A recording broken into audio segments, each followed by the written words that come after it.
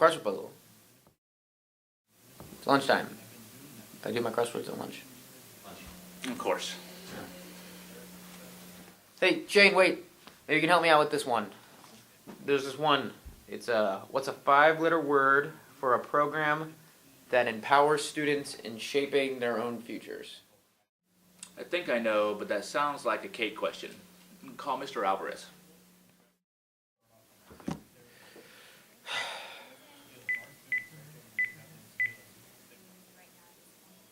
Hi.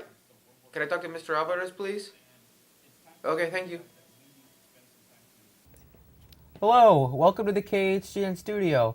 We're here today to highlight HCISD's Career and Technology Education Program. Joining me are two of our middle school career counselors, Mrs. Sandra Rodriguez and Yolanda Chamberlain. Thanks for joining me in the studio today. Thank you. So tell us a little bit about what a career counselor does at the middle school level. Well, career counselors are basically put together in helping our 8th graders transition for their 9th grade year. We're also responsible to doing career activities for our 8th graders. Also, one of our major responsibilities is making sure that our 8th graders have their career assessment in place prior to going over to the 9th grade campus where they're going to attend, because it is important and imperative that they choose a career pathway. So that'll give them more of a roadmap as to what they're going to study when they're going into high school, and once they finish high school, going on to college and beyond. So, Yolanda, why is that important at the middle school level to really start thinking about that and preparing for high school? It's important at the middle school level because first and foremost, the state of Texas is leading in career and technology. They've implemented the Chief Texas and the 16 career clusters. And in our school district, our students are fortunate enough to take advantage of dual enrollment courses at the high school level. So therefore, if they're taking these interest and skills assessments, and if they've completed it, they're able as 8th graders to explore these different occupations.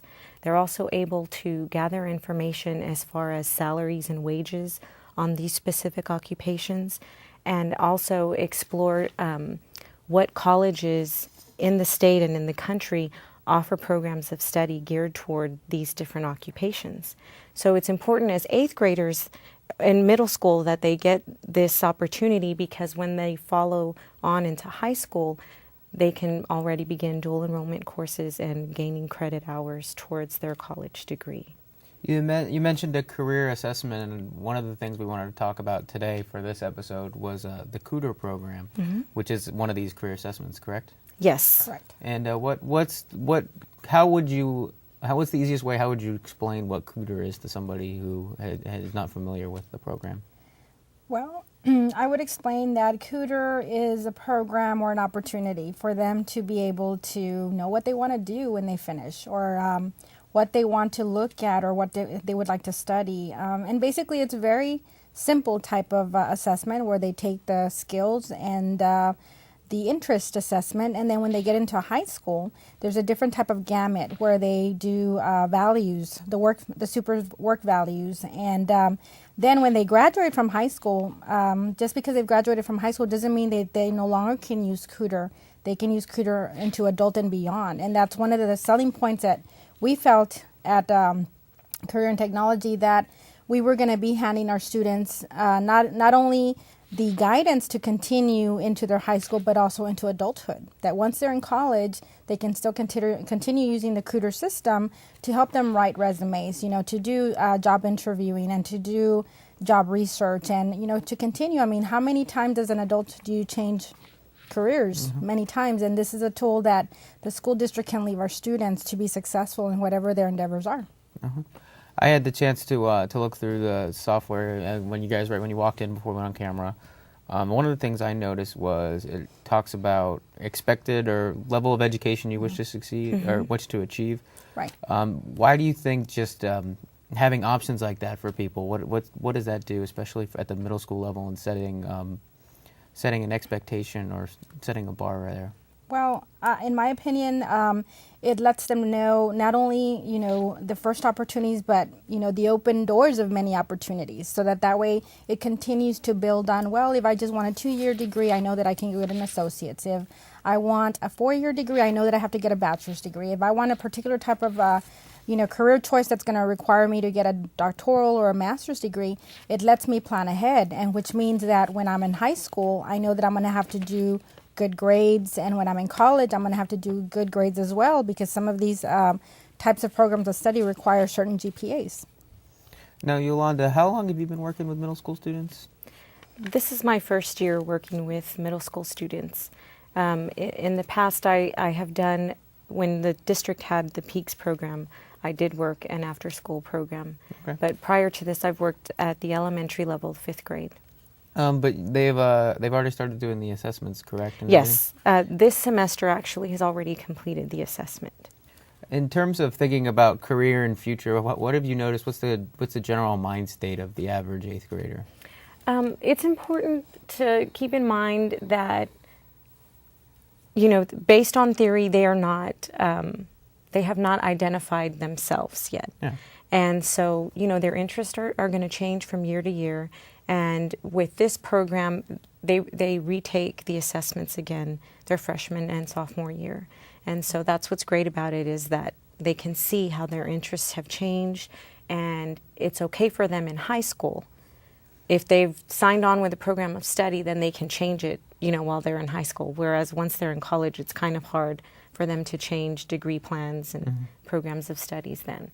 But what I've seen as far as from the middle school students, they're very intrigued, and they are just consumed when they look through these different occupations, because here in the Valley, some of the careers that are out in the world, we're a little constricted to what's available here in our environment. And so they're able to be exposed to the careers that are available to them out in other regions and other environments. Now, I guess I'm going to do a little devil's advocate here with the program. 13-year-old Corey Ryan, yes, I just went third person. He thought he could play. He thought he could be a point guard in the NBA. So, I mean, what do you say with the mindset of, just like you were talking about with 8th graders and 9th graders, if you're a parent of one of these students and they come to you, a career counselor, and just ask, well, my student or my kid doesn't know what he wants to do, he thinks he's going to go play in the NFL, which that might be the case, but I mean, how do you balance the mindset of an 8th grader in terms of... Can I take this one? Yeah, that's interesting that you say that. I actually counseled a student over at one of the middle schools at Memorial, actually. Her teacher referred her to me because she was looking for an occupation for a professional golf player. Oh, okay. And when I brought her into my office, she said, Mrs. Chamberlain, there's nothing on the system for a professional golf player. And so we kind of got to talking, and we explored a little bit about what she's doing right now. As an 8th grade student, she is playing on the varsity golf team for the high school. So she's been playing for years. She plays every weekend with her father. And so I told her, you're already on the right track. You're already, involved in the school program. You're in the golf class. You're on the golf team. You want to continue doing that. And let's look at your inventory assessments. So we went through, what she had taken, what she had done. One of the top career fits was architecture. So I said, look, in all reality, there is no occupation that you're going to find for a professional golf player or professional football player or professional basketball player. I said, these professional athletes, when they go to college, they, are under some different kind of program of study, whether it's kinesiology or some type of physical training, occupational training, physical therapist. It could be anything, but that doesn't mean that they can't become professional athletes. So we kind of explored that avenue. We also talked about architecture, and they're just so curious. It's amazing. Her top career occupation was architecture. So I said, it says architecture here. Your interests point to, this being one of your top occupations. And I saw her wheels turning, and she said, "You mean, so if let's say I became an architecture," she said, "I can potentially design golf courses." Yeah. Absolutely. And then that got, more dialogue going, and I can do the landscaping and, so forth. And so there were other top careers, but, that's the one that really drew her in. And so, that's how we handled that. I think I talked to her for about an hour on that particular subject. Also, on adding to that, the parental involvement is very important as well. Being that a parent of an 8th grader, not really sure, what their child has an interest in, the system also allows the parents to have access to that information that their child is, how they scored, what their interests are, and what are the outcomes on it. So if a parent has any questions on it, they can easily go into the system and have access to their child's information. Do you find that a lot of parents are asking for their child's information, and a lot of parents are using the system, or is it something that's so new that maybe something that's so new, but we do hope to collaborate with that in informing the parents and letting them know. The system basically does also have email address for the parents, that if there's anything going on, like at the high school, let's say, or even at the middle school, there's a presenter coming in on a particular day, and we want to let the parents know. The system does have a post a message, so that anybody who has that email registered with the program, it allows the person to know that whatever's going on the campus during that time frame. Okay. It's got to be pretty exciting working with these students, and then when they really hear something that really interests them and they become passionate about. It's got to be exciting to see.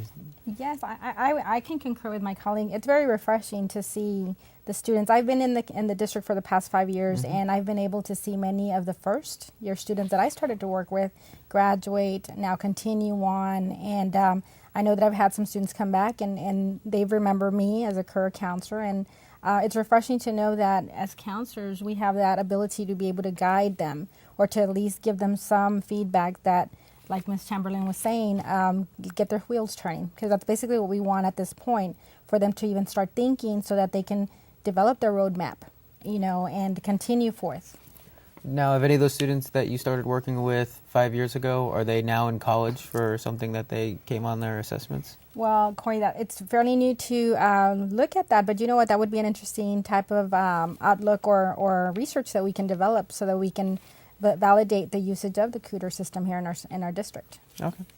Is there anything else that either of you ladies would like to share with the community about Kuder or career counseling at the middle schools? I just want to say that our area is a very positive area, and we want to empower our students by giving them the tools to succeed, so that they can continue on with their choices that they decide to make. Whether it be going on to college, getting an apprenticeship, the thing is that we were trying to continue going into a college-going culture, where we inform our students that their opportunity is there, that we give them the tools to be able to make that roadmap possible for them, and that once they get to high school, they're not being surprised by, wow, this is a big, overwhelming experience. We want that our 8th graders, once they go into high school, they're aware of many things, such as GPA calculation, making sure that they're aware that the 4 years do count towards their graduation, and if they want to continue and going on to an Ivy League college, that they need to work very hard at it, start at freshman year, not at their junior or senior year. Okay. Did you want to add anything, Ms. Shannon? I also wanted to add that it's important that the children take advantage of the opportunities that the district has to offer, not only with the clubs that are associated with the high school that support these career pathways, like FFA supporting the agriculture aspect of the career cluster, but that they take advantage of those programs so that they can later apply for scholarships, and that'll help towards their college education. It's only going to be beneficial to them. Okay. And thanks for joining us today. Be sure to check out the KHGN website for more information on our CATE programs. We're going to be highlighting each of them throughout the year. Have a super fantastic day.